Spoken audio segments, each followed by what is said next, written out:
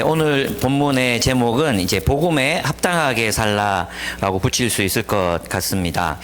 오늘 이 복음에 합당하게 살라는 내용을 이제 세 단락으로 나누어서 바울이 이제 설명하고 있는데요. 첫째는 복음을 위하여 함께 싸우라는 것입니다. 그러니까 복음에 합당한 삶이란 것은 첫째 복음을 위하여 함께 싸우는 삶이라는 것을 말해주고 있습니다. 1장 27절에서 30절 말씀이고요. 두 번째 복음에 합당하게 사는 삶이란 예수 그리스도의 마음으로 사는 것입니다. 예수 그리스도의 마음, 그것은 2장 1절에서 11절의 말씀입니다.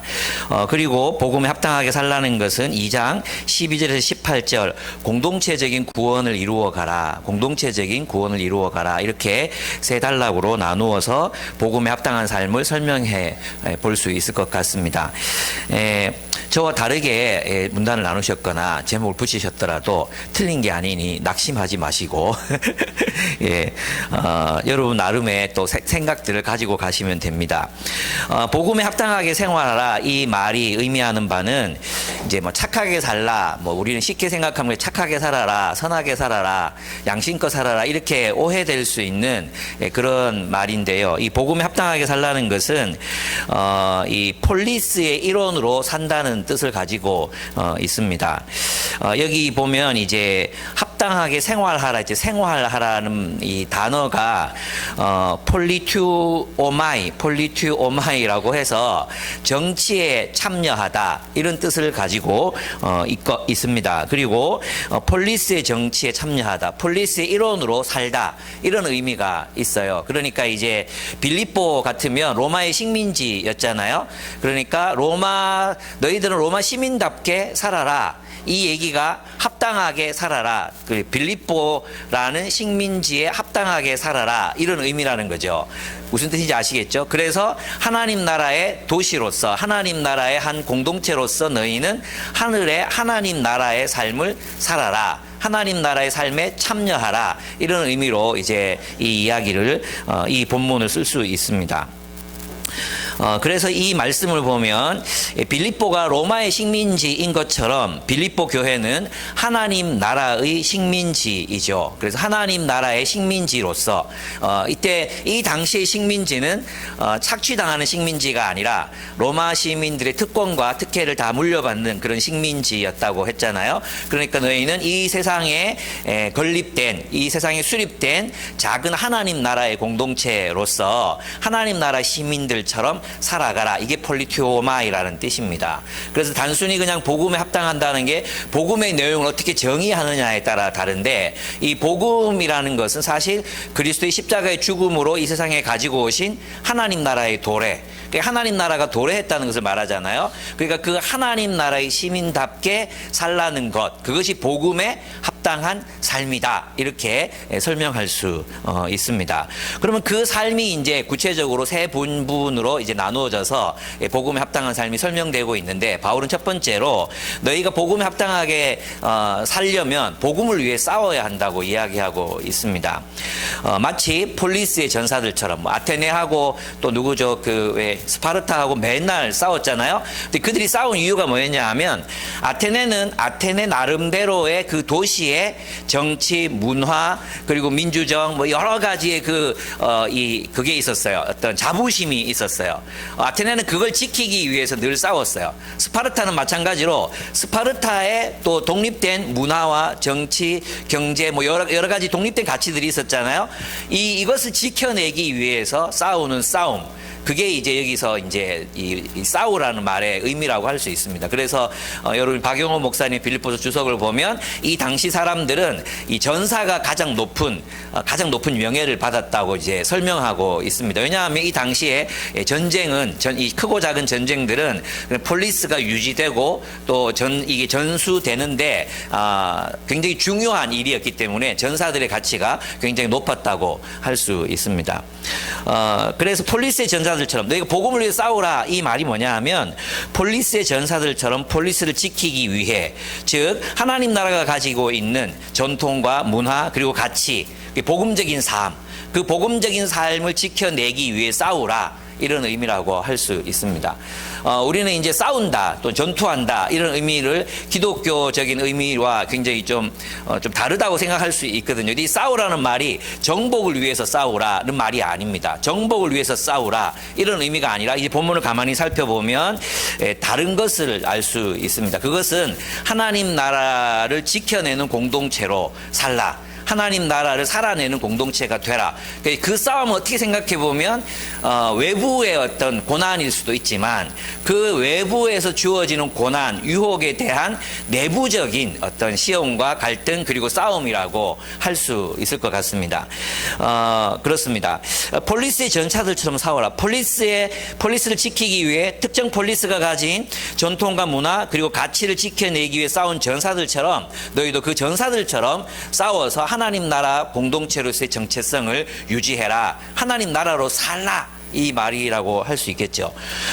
어떻게 해요? 한 마음과 한 정신으로 그 일을 위해서 우리가 한 뜻을 이루고 한 마음으로 싸워내야 한다는 것입니다. 복음의 신앙을 위하여 27절 하반절에 보면 복음의 신앙을 위하여 이렇게 돼 있잖아요.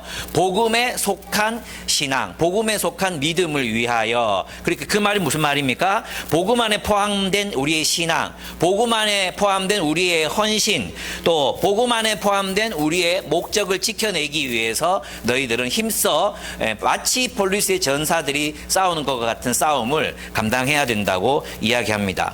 이 싸움은 개인적인 싸움이 아니라 함께 싸워야 한다고 말하고 있습니다. 27절에서 30절을 보시면 함께라는 말이 굉장히 강조되고 있습니다. 네, 그렇습니다. 이제 27절 하반절을 보면 한 마음으로 복음의 신앙을 위하여 함께 싸우며라고 말합니다. 그래서 우리는 이 일을 위해서 함께 싸우는 사람들이에요. 함께 또 뒤에 가보면 나오지만 함께 싸워서 이 공동체를 샬롬의 공동체로 하나님이 통치하시는 구원을 이루어가는 샬롬을 이루는 그런 공동체로 지켜내기 위해서 싸우라는 것이죠. 그렇다면 오늘날 우리 이 당시 사람들이 싸워야 되는 대적들은 그럼 무엇이었을까요? 그 대적들은 사실 이제 우리는 이제 로마 황제라고 생각하기가 쉬운데 빌립보서가 기록될 당시에 약간의 황제들이 핍박이 시작되고 있는 시기이기는 했어요. 근데 빌립보라는 도시에까지 아직 이렇게 막 그죠? 본격적으로 시행되고 있지는 않았어요. 그리고 이때 이 빌립보라는 도시에는 유대인들이 또 많이 없었거든요. 동족들로 받는 그런 것도 아니었던 것 같아요. 근데 그러면 남는 한 가지 가능성, 그 대적들은 누구냐 하면 그 당시 빌립보를 살아가고 있던 그리스 사람들, 로마 사람들이라고 할 수 있습니다. 왜냐하면 이 로마 사람들은 각각의 조합들이 있었거든요. 조합들. 이건 지금도 캐나다 같은 데 보면 기술 조합이 있거든요. 여기 들어가지 못하면 일거리를 받을 수도 없고 또 일을 하는데 굉장히 어려워요. 그래서 어떻게든 시민권 따가지고 여기 조합에 들어가야 생존이 그러면 이제 이 조합에 들어가면 조합이 의료보험도 내주고 뭐 이런 여러 가지 혜택들이 주어지거든요. 그런데 이 당시 그리스도인들은 그런 근데 이 조합들마다 자기들만이 섬기는 신들이 있었어요. 로마 사회에서는 이 조합이 섬기는 신, 그 신에게 제사를 드리면 그 신이 자기를 보호해 준다. 일종의 신과의 거래를 통해서 신에게 재물을 잘 바치면 그 신이 자기 조합을 보호해 줘서 장사가 잘 되게 한다. 이런 어떤 믿음이 있었거든요. 근데 기독교 신앙은 그런 게 아니잖아요. 그래서 많은 사람들이 그들이 섬기는 이제 예를 들면 제사라든지 또 제사 지내놓고 나온 고기를 먹지 않는다든지 제사를 거부한다든지 이런 일들이 있었기 때문에 극단적인 경우에는 조합에서 쫓겨나거나 아니면 그 조합에서 굉장히 불이익을 이제 감수해야 되는 그런 위치에 놓인 거죠. 그 싸움을 이제 싸워야 된다는 거예요. 그러면 생각해 보면 그 싸움은 어떤 싸움이냐 하면 경제적인 싸움인 거죠. 경제적인. 자기네 삶이 그 조합에 이제 연결되어 있잖아요. 그죠? 근데 그 조합에서 쫓겨나면 일거리가 사라지거든요. 그래서 궁핍해질 수밖에 없는 상황 속에서 너희 대적과 싸우라. 이 이야기는 어떤 의미가 있겠습니까? 네, 너희가 경제적으로 어려움을 겪더라도 예수 믿다가 경제적으로 어려움을 겪더라도 예수 믿다가 또 불명예를 당하더라도 예수 믿다가 너희를 신뢰하고 존경하고 너희와 잘 지내던 사람들이 너희 곁을 떠난다 할지라도 너희는 그 대적들을 두려워하지 말고 경제적인 어려움을 두려워하지 말고 그리스도를 섬겨라. 그 복음의 가치를 끝까지 지켜내라. 나도 그를 위해서 고난받고 있고 너희도 그 고난에 동참하고 있다. 이런 이야기로 이 본문을 설명할 수 있습니다. 그렇습니다. 우리는 함께 싸우며 이 대적들을 두려워하지 말아야 합니다. 또 그리스도를 위하여, 즉 그리스도를 위하여 고난받기를 두려워하지 말아야 합니다. 그렇습니다. 그런데도 이제 이 데살로니가, 특별히 빌립보 교회는 굉장히 자기들 상황이 어려워졌잖아요. 어려워졌는데 빌립보 뒷부분에 가보면 에바브로디도 편에 그에게 헌금을 보냅니다. 그러니까 이제 극심한 가난 가운데에서도 누군가를, 다른 이들을 돌아보는, 특별히 영적인 지도자들을 돌아보는 그런 삶을 살았잖아요. 이것이 이제 일종 함께 싸우는 싸움이라고 이야기해 볼 수 있습니다. 오늘날 그럼 우리 누구와 싸웁니까? 우리가 싸워야 되는 대상들은 누구이겠습니까? 그렇죠. 저는 제가 생각할 땐 자기중심성이라고 생각합니다. 우리도 모두가 다 어렵습니다. 그렇죠. 다 어려워요. 예, 어렵지 않은 사람이 없습니다. 그 삶이 어려워지다 보면 자기중심적인 본성이 발동합니다. 우리도 어려운데, 우리 자식들도 못 먹고 못 입고 사는데 우리가 누구를 돌볼 수 있겠냐, 누구를 또 돌아봐야 되는가, 이런 자기중심성이 발동해요. 그러다 보면 정말 함께 싸우라 그랬는데 함께 싸우지 못하고 그냥 우리 자신을 스스로 보호하려고 하는, 우리 자신을 지키려고 하는 본능이 이제 탁 이렇게 발동될 때가 있잖아요. 예, 저는 이 싸움의 본질이 바로 거기에 있다고 생각합니다. 하나님 나라의 가치, 하나님 나라의 복음, 또 하나님 나라를 살아낸다는 것, 그것은 하나님을 의지해서 하나님 원하시는 희년, 그 희년이 우리들에게 도래했음을 우리 날마다 알리고, 하나님 우리를 통치하고 계심을, 그래서 우리는 사랑으로 살아가고 있음을 늘 확인하고 이렇게 해야 되는데, 때로는 우리의 자기중심성이 발동하는 거죠. 그죠? 우리도 이제 대화하다 보면, 아내와 대화하다 보면 자꾸 이제 억하심정이 콕 이렇게 올라올 때가 있어요. 훅 올라올 때가 있거든요. 우리 가난했을 그 시절에 우리는 이것도 못하고 저것도 못하고 애들 지금은 애들 맨날 있잖아요. 좋은 거 다 사고 좋은 가방 메고 막 그래요. 예, 그런데 예전에 그렇지 않았거든요. 그 시절에 그게 이렇게 억울함이 확 올라오는 거죠. 예. 그래서 이렇게 계산을 할 때가 있어요. 계산을 해볼 때가. 그때 우리가 제대로 된 임금을 계산해가지고 퇴직금을 다시 청구할까? 이런 거 있잖아요. 이런 것들이 불쑥 올라와요. 그리고 또 아이들이 대학교 가고 이런 일들이 생기잖아요. 그러면서 우리 마음속에 어렵다는 생각이 드는 거죠. 그러면서 가두고 싶은, 내년에 그리스 여행 가야 되는데 도울 사람들이 자꾸 생기고 이러면은 깨야 되나? 그럼 또 어떻게 모으지? 이런 것들이 있잖아요. 자꾸 마음속에 이제 드는 거죠. 물론 저는 믿죠. 이걸 주님께 우리가 드려서 또 누군가와 나누면 여러분들이 우리를 그리스 여행 보내줄 것이다. 그렇게 하라는 가스라이팅이 절대 아닙니다. 절대 아니에요. 그냥 농담으로, 진짜요. 재밌게 농담으로 하는 건데, 그런 믿음, 하나님이 주실 거라는 믿음이 있지만 또 한편으로 생각해 보면 또 다른 마음들이 생길 수 있는 거죠. 예. 그렇다고 내가 헌금하겠다, 그리스 여행 가기 위해서 모아놓은 돈에 헌금하겠다 말 안 했어요 아직. 예. 중요한 건 우리들 안에 있는 그 자기 중심성이 발동할 때 이제 우리가 그것과 싸워라는 거예요. 싸워라. 무엇과 싸우겠습니까? 초대교인들도 이거 싸운 거예요. 그러니까 이 대적이 내 외부에 있는 거야. 내 외부에. 어떠냐 하면 바깥에서 어려움을 겪잖아요. 그러니까 이렇게 신한테 좀 저러면 어때? 이러는 그 흐름들이 교회 안에도 생기는 거예요. 교회 안에도. 그거 어때? 자, 나부터 살아야지. 이런 흐름들이 이제 쭉 생겨나면 우리 세상하고 똑같아진다는 거죠. 그래서 저는 우리의 싸움이라는 것이 바로 이 자기중심성과의 끊임없는 싸움이다라고 생각을 합니다.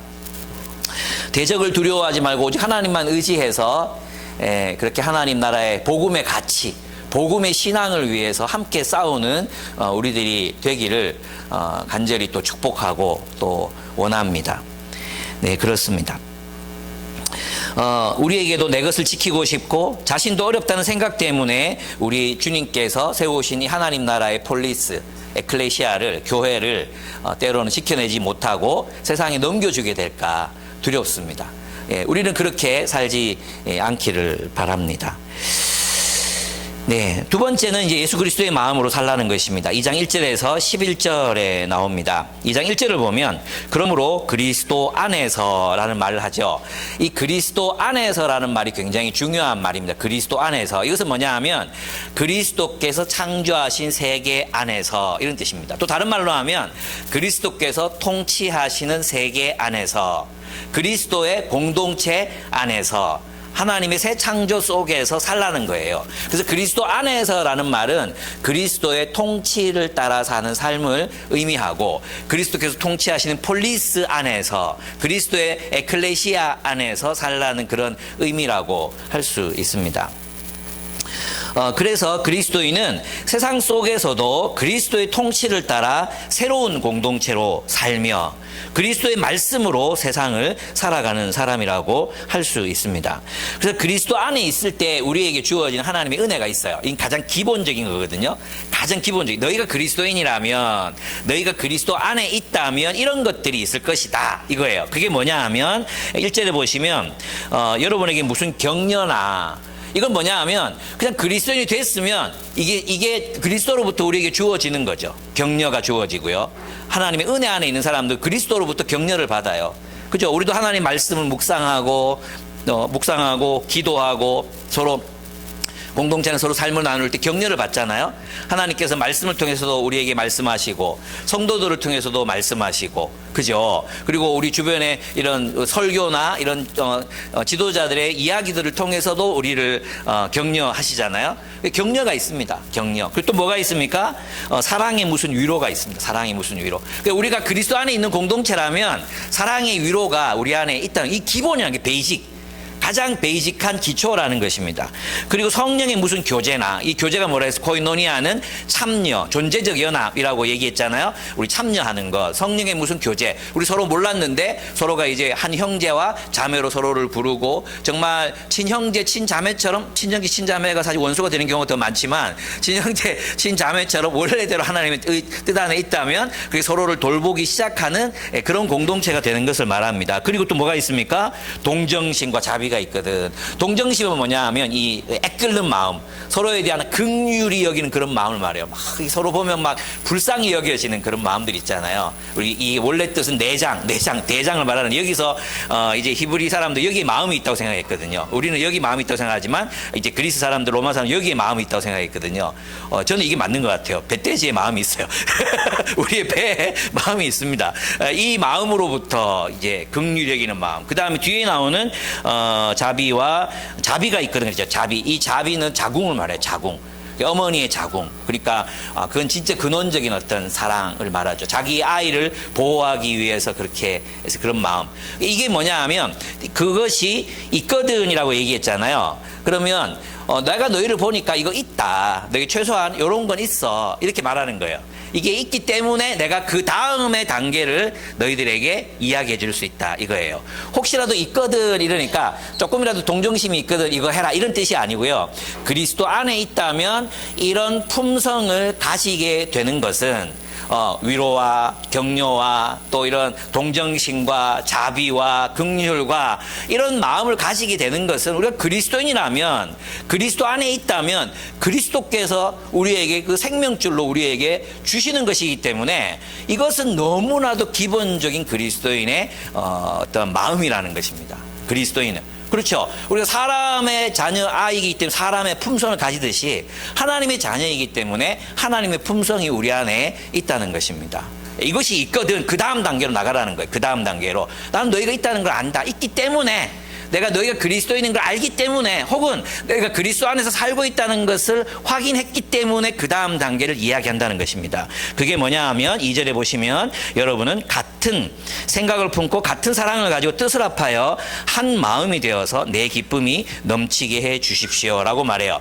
여기서는 이제 바울이 기쁨의 대상으로 삼은 것이 무엇인가 하는 게 나오죠. 바울은 무엇을 기쁨의 대상으로 삼았습니까? 네, 성도들이 같은 생각, 같은 마음, 그리고 같은 사랑, 한 마음 한 뜻이 되어서 이 마음이 뭡니까? 이 마음이 같은 생각, 같은 뜻, 같은 마음이 뭡니까? 그리스도의 마음이에요. 그리스도의 마음. 너희가 그리스도의 마음을 가지고 서로를 사랑하는 것을 볼 때 나는 기쁘다, 이런 뜻입니다. 내 기쁨이 넘치게 해라. 그 기쁨이 뭐냐? 사도 바울은 무엇으로 기뻐했는가? 그들이 한 마음으로, 그리스도의 마음으로 서로를 섬기고 서로의 종이 되어 겸손하게 서로를 사랑하고 서로를 긍휼히 여기고 서로 연민하고 서로 불쌍히 여기고 자비를 베풀고 이럴 때 바울의 기쁨이 넘쳐났던 것입니다. 여러분, 이것은 바울이 무엇을 기쁨의 대상으로 삼았는가를 보여주는 거예요. 여러분, 언제 기쁩니까? 로또에 당첨됐을 때, 주식 가격이 올랐을 때, 내가 사는 집값이 올랐을 때, 월급이 올랐을 때, 어떨 때 무엇을 기쁨으로 삼으십니까? 월척 붕어를 낚았을 때, 이건 저의 경우에 해당하는 겁니다. 월척 붕어를 낚았을 때 언제 기쁩니까? 언제 기쁩니까, 여러분? 그렇죠. 우리는 우리 안에 사랑이 넘치는 모습들을 보면서 기뻐할 수 있다는 것은 바울이 얼마나 이제 하나님의 마음을 품게 되었는가를 이제 알 수 있는 것 같아요. 이것을 우리의 기쁨으로 삼았으면 좋겠습니다. 성도들이 서로 사랑하고 서로 돌아보고 동정심을 갖고 이럴 때 그것을 기쁨으로 삼을 수 있는 사람들이 될 수 있다면 우리는 정말 구원에 가까운 샬롬의 공동체, 하나님 나라를 세상에 보여주는 그런 공동체로 살아갈 수 있지 않을까, 이런 생각이 듭니다. 그렇습니다. 이제 그리스도 안에서 그는 이렇게 같은 생각, 같은 사랑, 같은 뜻을 합하여 한 마음이 되라. 그러면서 이제 그 박영호 목사님의 주석에 보면 이렇게 되어 있습니다. 이렇게 박피. 이 박피가 어떻게 하나가 될 수, 이 여러 빛살을 가지고 있잖아요. 다 따로 돼 있잖아. 근데 이거 어떻게 하나가 될 수 있느냐? 중심을 향해서 나아갈 때 한 마음이 될 수 있다. 그리스도를 향해서 나아갈 때. 이건 이제 우리 결혼 예비학교 할 때도 많이 들었죠. 사다리. 그죠? 두 사람이 있는데 두 사람이 아무리 가까워지려고 해도 이건 한시적이거든요. 그러나 중심이신 그리스도를 향해서 계속해서 나아갈 때 부부가 한 마음을 이룰 수 있잖아요. 저는 이게 정말 제가 살아보니까 진실인 것 같거든요. 두 사람이 문제가 있다고 했잖아요. 맨날 막 싸우고 맨날 문제를 해결하려고 하고 해결하고 나면 똑같은 문제가 반복되고 막 싸움이 끝이 없어. 근데 우리 두 사람이 그리스도를 향해서, 말씀을 향해서 계속해서 나아가고 주님이 뭐라고 말씀하시는 거에 귀를 기울일 때 우리 온전히 하나가 될 수 있었거든요. 지금도 마찬가지인 것 같아요. 늘 싸우지만 다시 말씀 통해서 우리가 어디에 있는가 돌아보고 주님께로 가까이 나아가면 하나가 될 수 있듯이 있잖아요. 교회 공동체도 마찬가지예요. 우리가 그리스도를 향해서 나아갈 때 하나가 될 수 있는 거지. 뭐 공동체 놀이 닭다리 잡고 삐약삐약 이런 거 많이 한다고 사치 이런 거 많이 한다고 막 우리가 하나가 될 수 있는 게 아니라 그리스도를 향하여 우리가 나아갈 때, 우리가 한 마음을 이루고 하나의 공동체를 이룰 수 있습니다. 그리고 거기에서 샬롬, 천국의 기쁨을 우리가 누릴 수 있게 된다는 것입니다. 사실 바울이 기쁨으로 삼았다고 말했지만 바울은 그 기쁨이 뭔지를 알았던 것 같아요. 그죠? 하나님을 향해서, 그리스도를 향해서 나아가서 하나됨을 이루는 공동체, 샬롬이 있는, 진짜 서로를 사랑하는 공동체에서 누리는 그 기쁨이 무엇인지를 알았던 것 같습니다. 그것이 우리의 기쁨이 되어야 한다는 거예요. 또 그게 기쁨이 되어야 한다는 게 아니라 그게 진짜 기쁘다는 거예요. 그게 막 있잖아요. 그 수많은 물건들을 집에 사들이고 좋은 집에 살고 좋은 차 타고 다니고 뻑이고 해봤자 그 오래 못 가잖아요. 그러니까 진짜 진정한 기쁨은 우리의 관계 속에 있잖아요. 관계 속에. 그러니까 그 관계를 이루어가. 지금 요즘 인지심리학이나 다 얘기하는 게, 저는 그런 책들을 읽어볼 때마다 느끼는 게 뭐냐면 이거 다 성경에 있는 건데 우리가 이걸 참 무시하고 살았구나. 다 하나님 이미 말씀하신 건데 우리가 이걸 무시하고 살았구나. 자꾸 다른 데 답이 있다고 생각해요. 마치 이스라엘 백성들이 저거가 하나님 나라 되면 되는데 바벨론 기웃거리고 바벨론이 더 좋아 보이고 바벨론의 삶을 자꾸 따라가고 그래서 불행해졌잖아요. 그죠? 하나님 말씀하신 계명대로 살면 되는데 저는 그것이 우리에게 기쁨의 가장 중요한 어떤 근원이라고 생각합니다. 그래서 어떻게 해야 되냐? 경쟁심과 허영으로 하지 말고 그랬어요. 경쟁심, 그런 걸로 하지 말고 내가 너보다 낫다. 또 허영, 사람들에게 진심이 아니라 위선적으로 하는 것처럼 하는 거죠. 진짜가 안 되고 진짜 그렇게 살아야 되는데 진짜로 사는 게 아니라 말로만 그렇게 사는 게 허영이죠. 허영. 말로만 그렇게 사는 것처럼 하는 거, 이게 허영입니다. 그렇게 하지 말라. 이 질시와 허영, 헛된 영광, 이것은 성경에서 바울은 적어도 이제 바울 서신을 보면 바울이 가장 싫어했던 두 가지였다고 할 수 있습니다. 근데 교회 안에 이런 질투심 때문에, 질시 때문에 막 열심히를 내는 사람들이 있거든요. 허영 때문에 또 허영으로 이렇게 내가 진짜가 아닌데 이렇게 허영으로 하는 경우도 있거든요. 이것을 그렇게 하지 말고 어떻게 하라고요? 겸손한 마음으로 해라. 겸손한 마음. 이 겸손한 마음은요, 그랬대요. 로마 사회에서는 한 번도 덕목이 된 적이 없는 그런 덕목이었대요. 그러니까 그렇죠. 그리스도의 낮아지신 종이 되신 마음. 이 겸손한 마음은 뭐냐? 그럼 뭐가 겸손한 거냐? 이랬을 때 이 겸손한 마음은 이런 거야. 이제 많은 사람 착각해. 나는 당신보다 못합니다. 저를 칭찬하지 마십시오. 알고 보면 저는 죄인 중에 괴수요. 벌레보다 못한 사람이에요. 저에게 침을 뱉어 주십시오. 뭐 이런 게 겸손이라고 생각해. 그러면서 이제 마음속으로 나는 겸손하다. 이런 게 겸손이라고 생각해. 그게 겸손이 아니에요. 겸손은 뭐냐 하면 그냥 하나님의 뜻에 순종하는 게 겸손이에요. 하나님 뜻에 순종했기 때문에 자부심을 느낄 여지가 없는 거예요.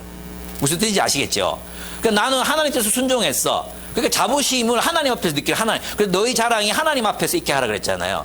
너희 자랑이 사람 앞에서 하지 말고 너희 자랑이 하나님 앞에서 하나님 앞에 있게 하라. 그게 뭐냐면 내가 주의 뜻을 행하였나이다. 하나님 앞에 자랑을 하나님 앞에서 내가 주의 뜻을 행하였나이다. 목적 헌금 보내고 나서 내가 주의 뜻을 행하였나이다. 이런 거죠. 예. 그게 이제 겸손입니다. 겸손. 예, 겸손. 겸손은 하나님의 뜻에 온전히 순종하는 상태.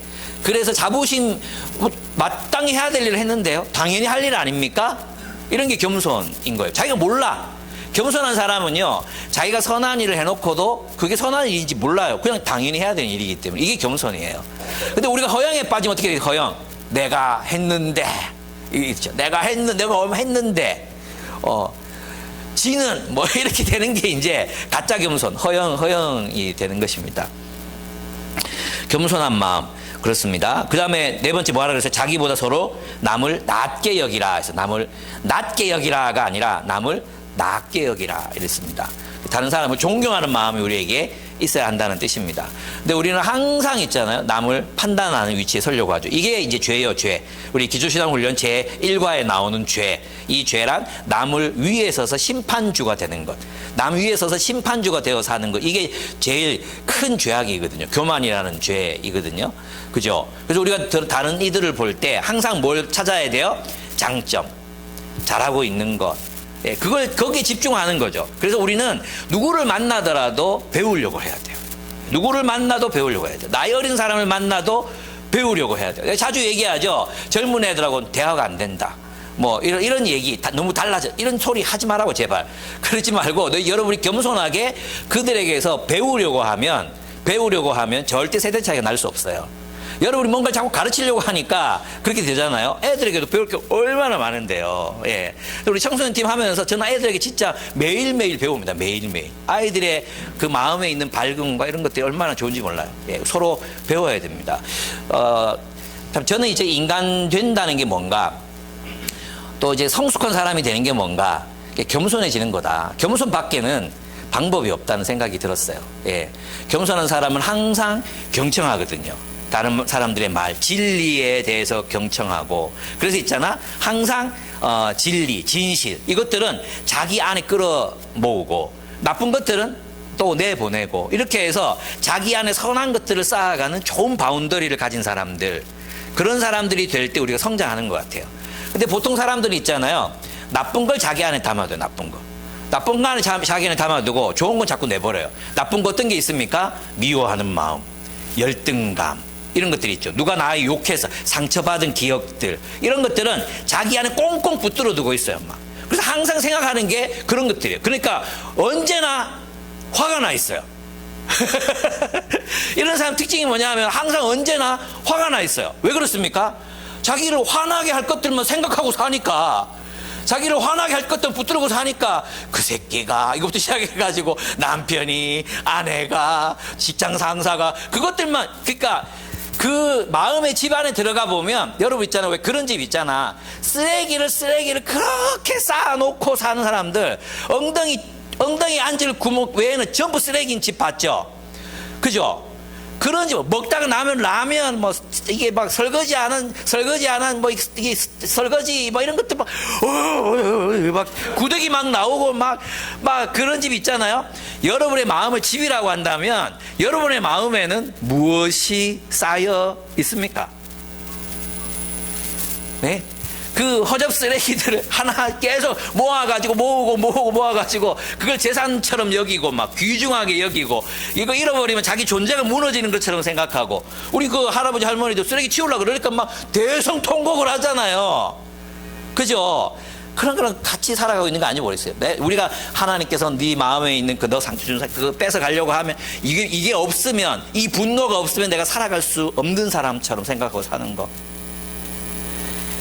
이거 좀 버리고 있잖아. 다른 사람들에게 좋은 점을 찾고, 예, 배울 점을 찾고. 스탠리 존스가 그래, 스탠리 존스. 인도의 위대한 선교사 2명, 내가 챗 GPT한테 물어봤거든요. 물어보니까 인도의 위대한 선교사 2명을 몇 명을 추천해주고 딱 2명을 추천했어요. 많을 텐데 윌리엄 캐리, 두 번째가 스탠리 존스였어요. 스탠리 존스 잘 모르죠? 예, 인도 그 스탠리 존스가 쓴 책 정말 좋거든요. 이 책에 보면 어떤 얘기가 나오느냐 하면 자기 누구를 만나든지 배울 점을 찾아요. 그리고 그 사람이 가진 좋은 습관을 자기 것으로 삼아. 그래서 어떤 분이 저녁을 먹고 나서는 딱 약속 선약이 있다고 가서 자꾸 자기 집에 가더래. 근데 나중에 알고 보니까 그 시간에 하나님 만나서 기도하는 시간이었대. 스탠리 존스는 자기 전기에다 그렇게 써요. 자서전을 이렇게 쓰는데 나는 그날 이후로 그의 습관을 나의 습관으로 가지기로 작정하였다.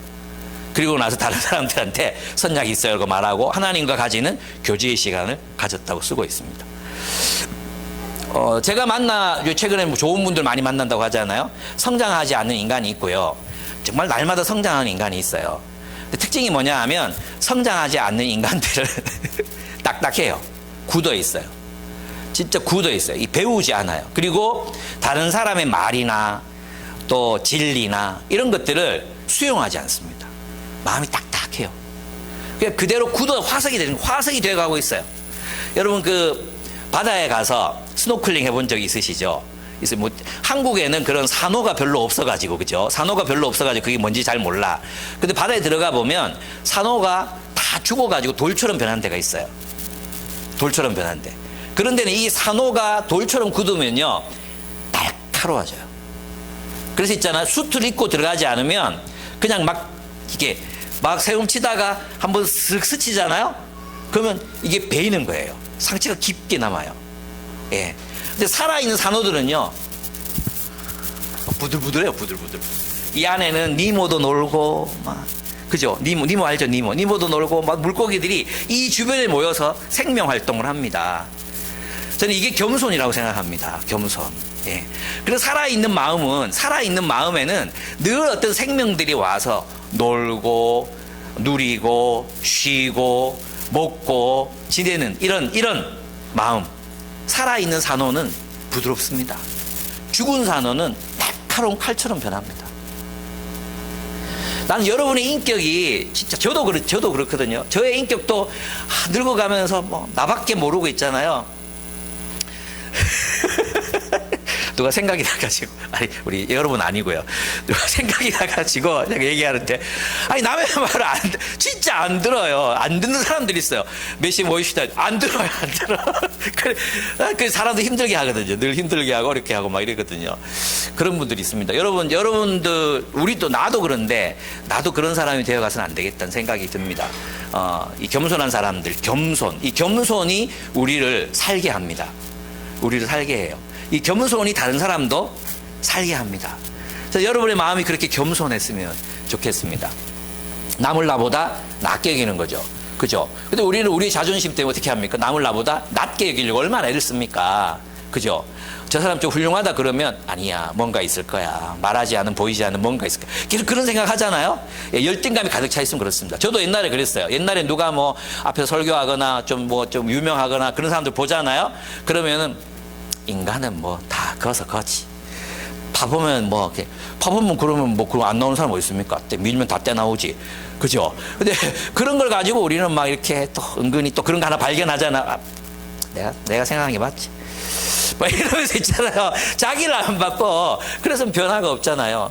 그분들에게서 배울 점을 찾고 존경할 점을 찾고 듣고 경청하고 그게 겸손이다. 다른 피조물들의 말에 귀를 기울이는 게 겸손이다. 그러면 우리는 살아있는 산호초처럼 산호초처럼 생명을 살게 하는 그런 인격으로 자라날 수 있다. 예. 우리 그랬으면 좋겠습니다. 예. 여러분이 저를 좋아하신 이유가 그거 아닙니까? 방금 너무 크게 웃었다. 방금 너무 크게 웃었는데 이게 당황스럽네. 인정합니다. 이게 굳어지고 날카로워지고 죽은 산호초들처럼 그렇게 우리가 안 돼갔으면 좋겠다. 그 생각합니다. 예, 그렇습니다. 그 다음에 5번째 중요한 건데 있잖아요. 이 예수 그리스도의 마음으로 살라 중에 5번째 아닙니다. 그냥 있습니다. 그 자기 일만 돌아보지 말고 다른 사람의 일도 돌아보라 했잖아요. 자기 일만 돌아보지 말고, 예. 이거 요새 이 경향이에요, 경향. 이게 이제 지금 10대, 20대들한테 이런 경향성이 굉장히 강해요. 그러니까 자기 일만 돌아보는 거, 자기 일만. 남의 일에 관심 없어요. 예. 그리고 남의 일에 관심 가지는 것을 굉장히 수치스럽게 생각하기도 합니다.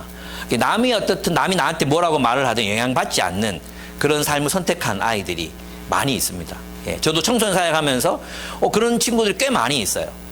예, 그냥 자기 세계만 중요해. 자기 세계만. 그래서 이제 오덕후 이게 또 요새는 열덕후 이렇게 막 바뀌잖아요. 그래서 요새는 열덕후가 존경받아요.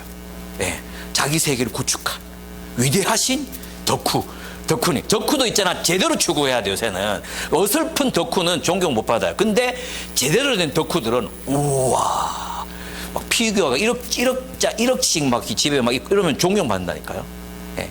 자기 세계를 극단적으로 추구하고 밀어붙이는 그 자기 세계를. 예. 그것은 성경적이지 않습니다. 여기서 이제 돌아보라는 말은 스코페어입니다. 스코페어는 뭐냐 하면 여러분 마이크로스코프, 현미경이죠, 현미경. 거기서 나오는 것처럼 본다는 뜻을 가지고 있대요. 저도 잘 몰랐어요. 예. 내가 이거 우리 간사들끼리 약속한 건데, 다른 모든 주석은 다 추천하되, 박용호 목사의 주석은 추천하지 말자. 우리끼리 보자. 이랬는데, 제가 오늘 비밀 하나를 여러분에게 누설했는데, 그분 주석을 보면, 예, 나옵니다. 본다라는 뜻이 본다. 자기만 보지 말고, 남을 봐라. 남을 봐라. 그래서 성숙한 사람은 계속 보는 사람이에요. 저 사람 잘 지내는지, 기도 제목이 올라왔는데 힘들진 않은지, 그죠? 또 그런 예전에 그 문제는 해결이 됐는지 자꾸 보는 사람. 여러분 봅니까? 누구를 봅니까? 예. 늘 있잖아요. 이 보면 자기 마음만 보는 사람이 있어요. 그래서 두 가지인데요. 두 가지가 큰 죄인데요. 첫째 죄는 뭔지 아십니까? 자기 연민이에요. 자기 연민.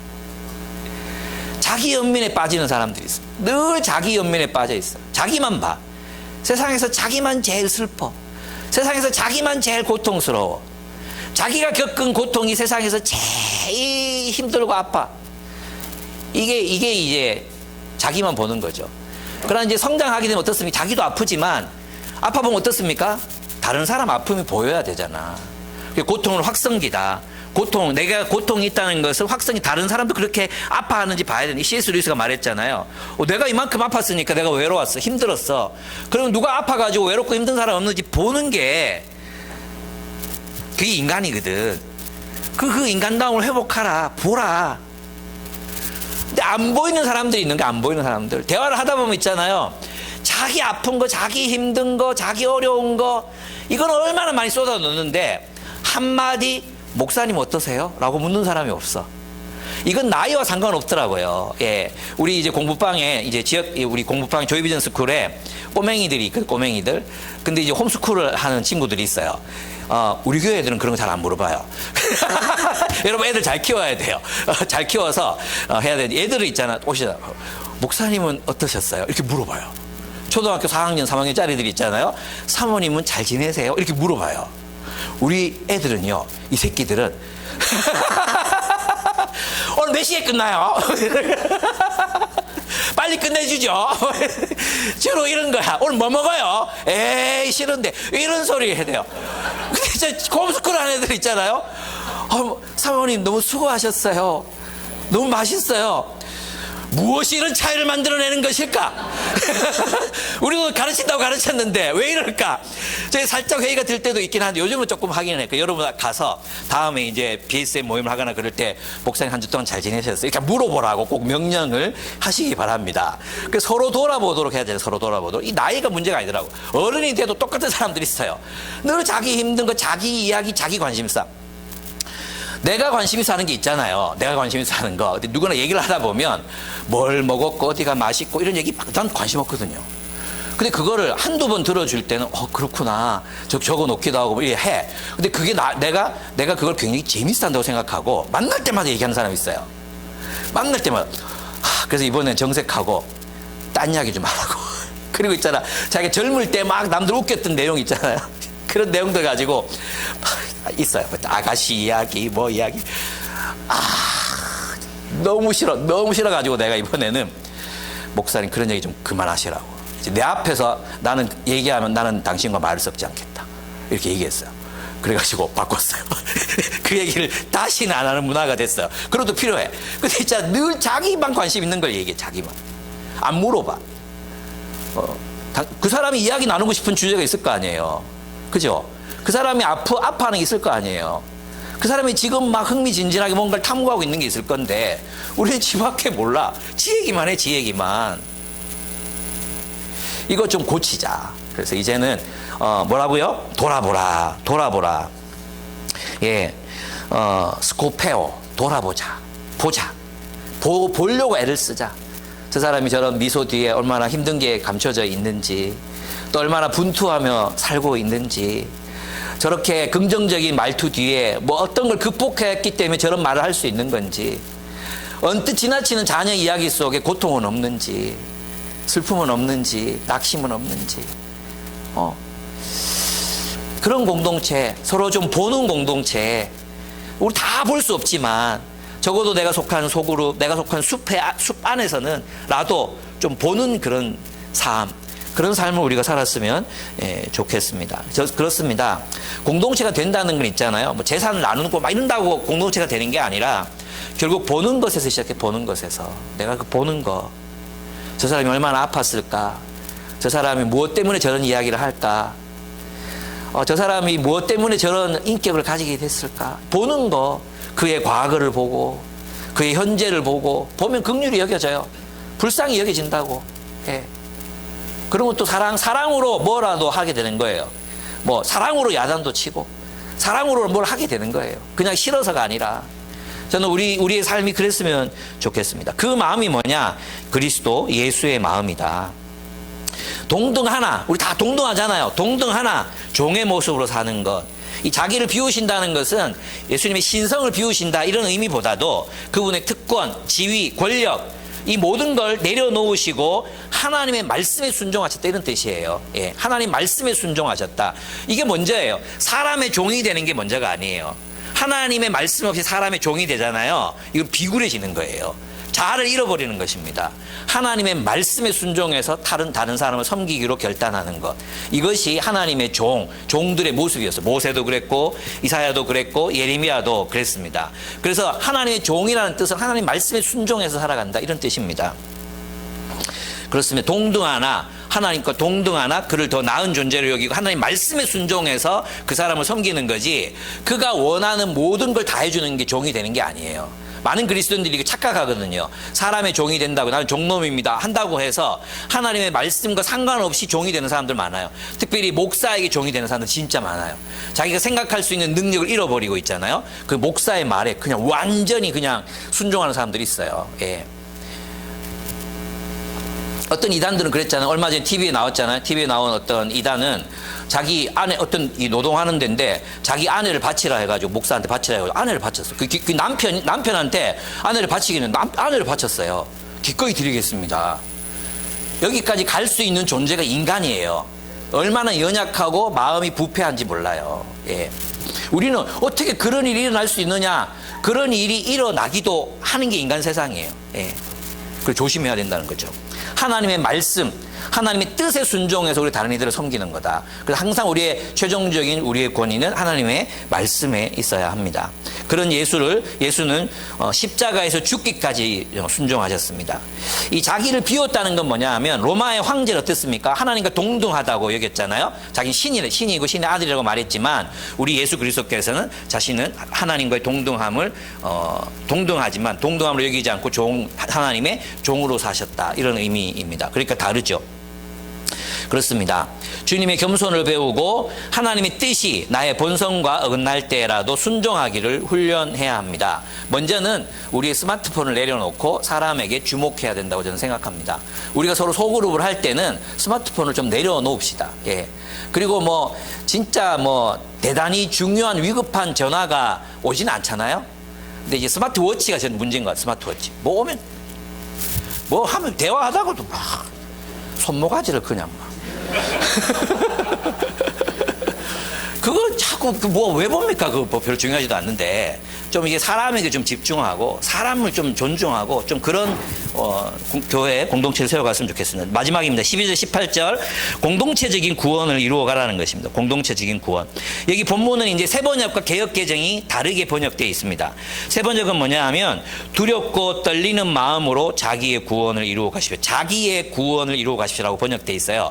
근데 이게 원문을 약간 좀 오해하게 만든 번역입니다. 원래 개역개정이 더 맞는데 두렵고 떨림으로 너희 구원을 이루라. 너희 구원을 이루라. 이렇게 되어 있습니다. 복수형입니다. 그래서 13절을 보면 여러분 안에서 2장 13절을 보시면 여러분 안에서 하나님은 여러분 안에서 활동하셔서 여러분 안이 뭡니까? 교회 공동체 안에서 이런 뜻이에요. 그러면 하나님께서 빌립보 교회 공동체 안에서 활동하셔서 선한 뜻을 가지고 서로를 섬기고 하나님을 위해서 일하게 하시잖아요. 어떤 공동체가 세상에 나오겠습니까? 하나님이 원하시는 샬롬의 공동체가 출현하는 거죠. 그 샬롬의 공동체를 이루어가는 것이 뭐냐? 힘써 너희 구원을 이루라는 것입니다. 그래서 구원은 먼저는 하나님께서 우리를 구원하셔야 구원을 얻습니다. 하나님께서 우리를 주님의 은혜로 구원하셨어요. 근데 그 이후에 우리도 그 구원의 역사에 참여해야 합니다. 힘써 너희 구원을 이루라고 명령하고 계시잖아요. 그래서 힘써 너희 구원을 이루라는 말은 샬롬, 그 샬롬을 이루기 위해서 아까 앞에서 말했던 것처럼 서로 겸손히 여기고 남의 일을 돌아보고 또 애를 써야 된다. 그렇지 않고는 샬롬의 공동체가 될 수 없다. 그건 우리 교회를 보면 알잖아요. 모든 교회가 저절로 자동적으로 샬롬을 이룹니까? 아닙니다. 얼마나 많이 깨지고 얼마나 많이 분열을 하고 얼마나 많이 어려워지는지 몰라요. 왜 그렇습니까? 순종하지 않으니까. 그러니까 여러분은 나 있을 때뿐 아니라 나 없을 때에도 순종하여 하나님의 말씀에 순종하여 생명의 말씀을 붙들어서 어떻게 하라는 겁니까? 샬롬의 공동체, 구원을 이루어 가라 이런 뜻입니다.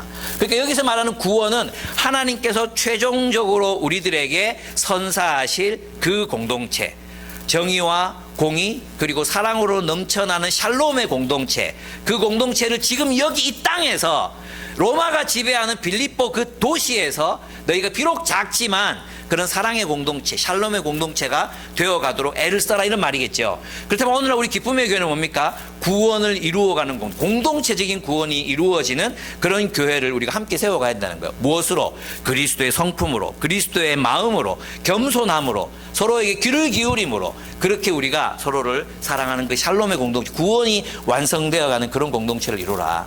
저는 이 말씀이 우리 한국교회에 적용된다면 얼마나 많은 교회가 이 구원에 가까이 있을까. 많은 한국 교회들이 너무나도 이신칭이라는 그 특정한 교리에 사로잡혀 있어가지고 여기에만 붙들려 있어요. 우리의 죄가 용서받았다는 사실 거기에만 붙들려 있어요. 그래서 힘써 너희 구원을 이루어가라 그랬는데 공동체가 되지도 못하고 서로를 사랑하지도 못하고 늘 깨지고 분열되고 정말 유아기적인, 여러분 어린아이의 특징이 뭡니까? 자기 본이잖아요. 자기 본, 자기 중심성이잖아요. 아이들은 우주의 중심이 자기인 줄 알거든요. 근데 성숙이 뭡니까? 자기가 우주의 중심이 아니라는 걸 깨달아가는 게 성숙이잖아요. 우리 그리스도인에게 그 성숙이라는 건 내가 주인이 아니라 내가 중심이 아니라 하나님이 나의 삶의 중심이시다. 이걸 깨달아가는 것, 하나님을 중심을 두고 사는 것, 이게 성숙이잖아요. 우리에게 그런 하나님이 중심이 되시는 그런 공동체, 그런 샬롬이 이루어지는 그런 공동체를 우리가 함께 이루어가기를 원합니다. 어떻게 할 것이냐? 불평과 시비가 없이 해라.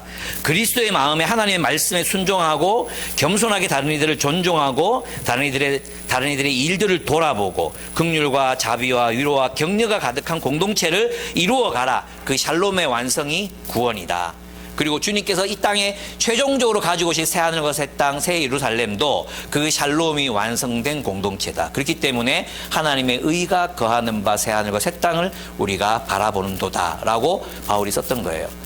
그리고 있잖아요. 우리가 이걸 소망하지 않으면, 이것을 우리 기쁨으로 삼지 않으면 별로 소망스러운 것이 되지 못해요. 우리가 진짜 원하는 게 돈 많이 벌고 이 땅에서 잘 먹고 잘 사는 거라면 이게 별로 소망이 되지 않을 거예요. 뭐 모두가 잘 살고 잘 행복한다고 이렇게 되지 않을까요?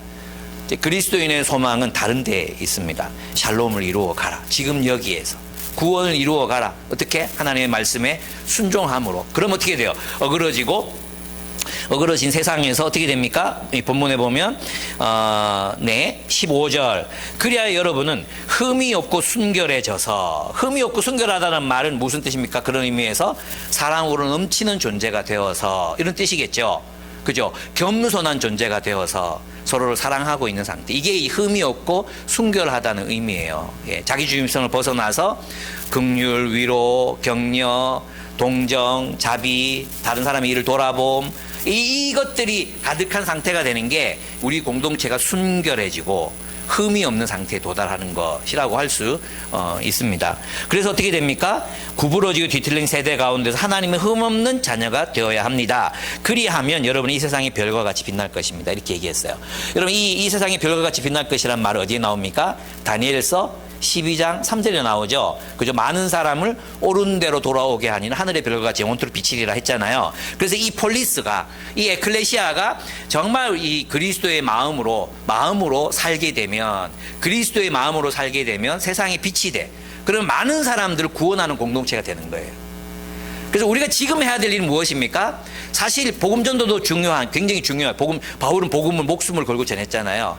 그리고 또 두 번째 우리가 해야 되는 게 뭡니까? 정말 우리가 순결하고 흠이 없이 서로를 사랑하는 공동체가 되는 것. 그러면 수많은 사람들이 우리의 모습을 보고 들어오게 될 거라는, 이 빛을 향해서 옳은 대로 돌아오게 되는 일들이 일어나게 된다는 것입니다. 이것이 없이는, 이 공동체의 구원이 없이는, 공동체가, 교회가 샬롬을 이루는 일이 없이는 결코 많은 사람들 옳은 대로 돌아오게 하는 일은 일어나지 않을 것이라는 뜻입니다.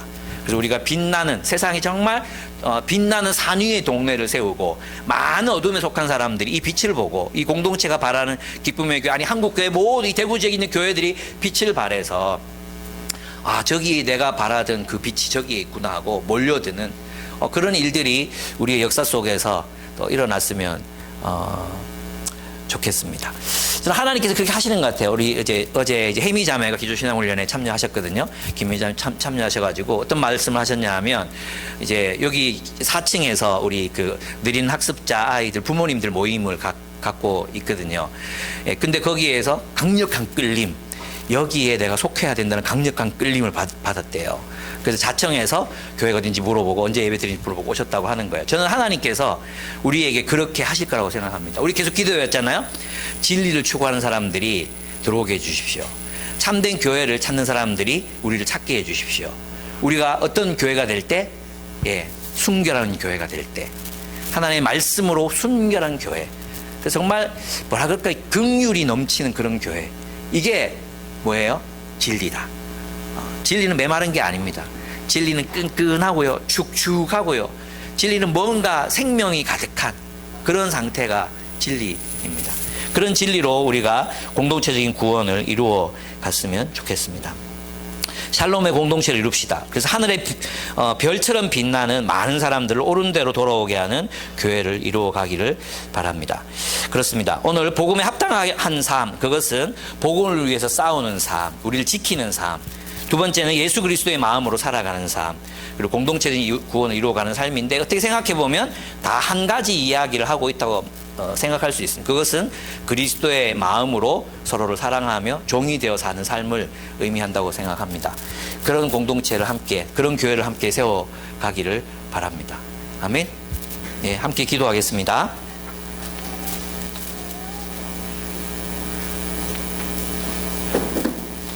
오늘 말씀 들으시면서 또 여러분이 개인적으로 BSM 하시면서 마음에 부딪혔던 부분들이 있으면 그것을 가지고 함께 좀 기도했으면 좋겠습니다. 저는 여전히 내 안에 세상적인 가치관들이 많이 참 남아 있구나.